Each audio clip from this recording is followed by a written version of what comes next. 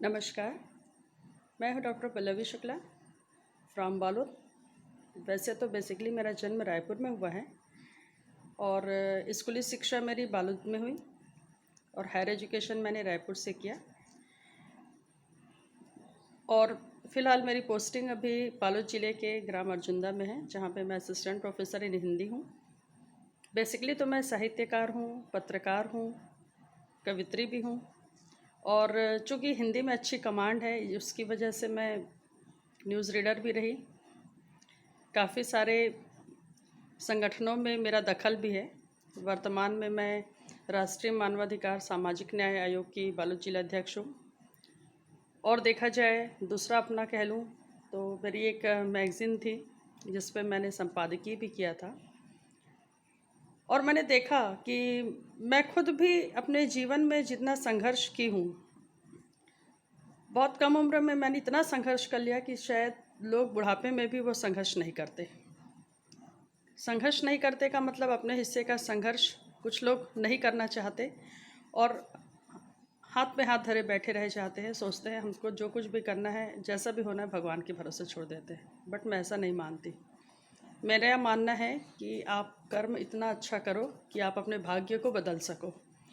और ये तो ब्रह्मा ने नारी जाति के ऊपर एक इतना अच्छा वरदान आशीर्वाद के रूप में दिया है कि नारी के साथ सहन शक्ति जन्म से रहता है और हर हाल में नारी उसे परिवार को, समाज को लेके चलती है।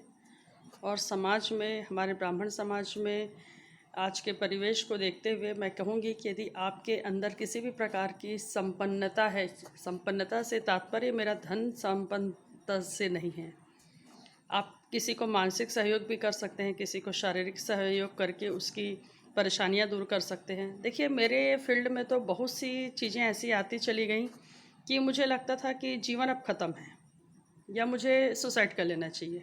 हकीकत बताऊं, मुझे जो जीवन मिला वो जीने के लायक नहीं था।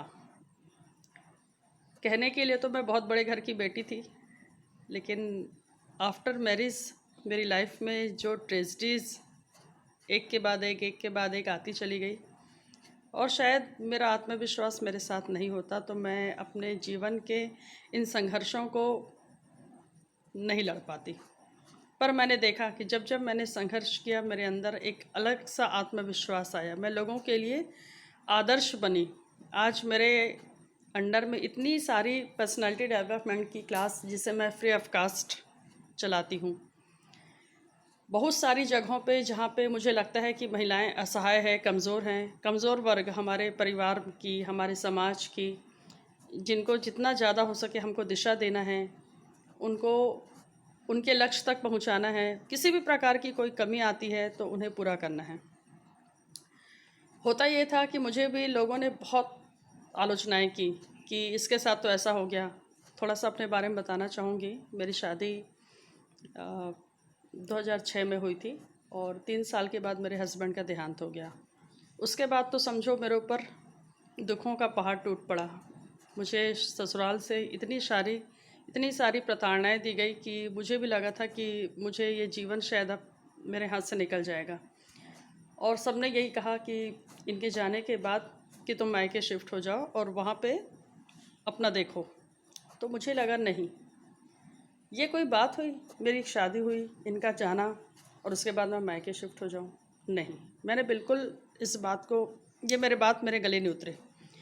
उस समय मैं सोची कि मुझे कर लेना चाहिए, इनकी बात मान लेना चाहिए, लेकिन मैंने नहीं मानी और धीरे धीरे अपना प्रयास मैंने जारी रखा।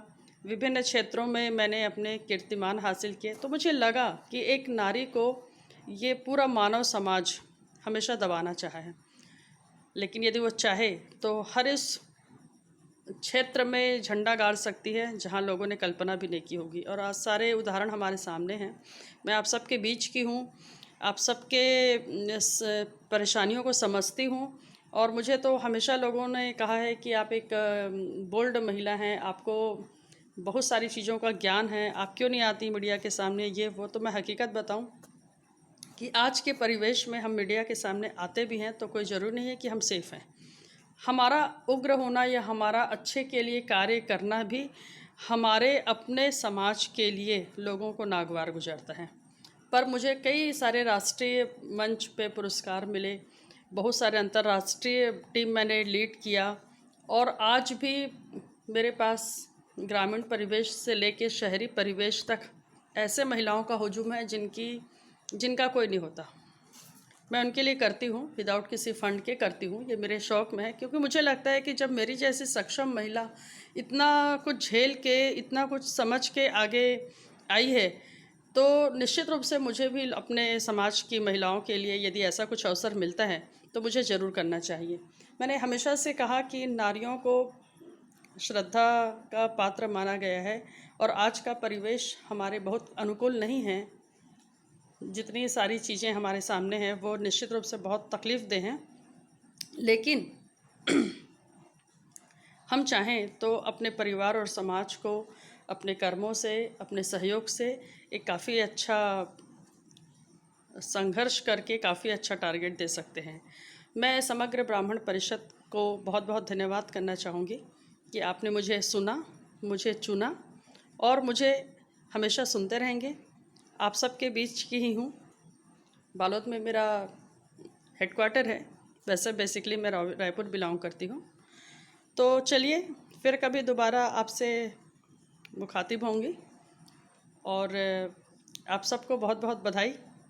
हमेशा की तरह मुझसे कभी भी जुड़ना चाहें तो मेरा लिंक भी है, मैं आपको भेज दूँगी, और आप सबका तहे दिल से हार्दिक धन्यवाद।